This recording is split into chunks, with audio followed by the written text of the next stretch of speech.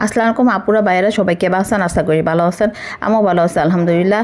আজকে আপনাকে আমি কুসুম ছাড়া ডিমের পুডিং বানাতে হামো। প্রথমে ক্যারামেল করে একটা বাটিতে রাখলাম, তারপরে হচ্ছে 4টা ডিম নিয়েছি আমি এখানে। আপনারা ইচ্ছা মতো ডিমের নিতে পারেন। তারপরে 4টা ডিমের শুধু সাদা অংশটা চিনি দিয়ে ফোম বানাইতেছি। ফোম বানানোর পর এখানে কুসুম কিন্তু নেই। ফোম বানানোর পর এর মধ্যে হচ্ছে ভ্যানিলা এসেন্স আর একটু কাস্টার্ড পাউডার দিচ্ছে। আপনার কাছে কাস্টার্ড পাউডার থাকলে দিবেন, না দিলে কোনো সমস্যা নেই, খালি ভ্যানিলা এসেন্স দিতেই হবে। তারপরে হচ্ছে আমি এই যে ক্যারামেলটা বানাইছিলাম এর মধ্যে ফোমটা দিয়ে দিছি, দিয়ে কড়াইয়ের মধ্যে দিয়ে দিবেন।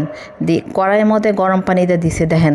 এখন হচ্ছে 15 মিনিট পরে দেখবেন কি সুন্দর ফুইলা একবারে, আমারটা তো ফাইটা গেছিলো, তাও আপনাদের সাথে শেয়ার করলাম। তারপরে দেখেন ফোমটা এত সুন্দর খাতি লাগে, মানে আপনারা কী যে কবনে আপনারা বাসায় বানায় খাবেন, খায়া এই উত্তরবঙ্গের আপারে, উত্তরবঙ্গের আপা কন আর উত্তরবঙ্গের গেদি কন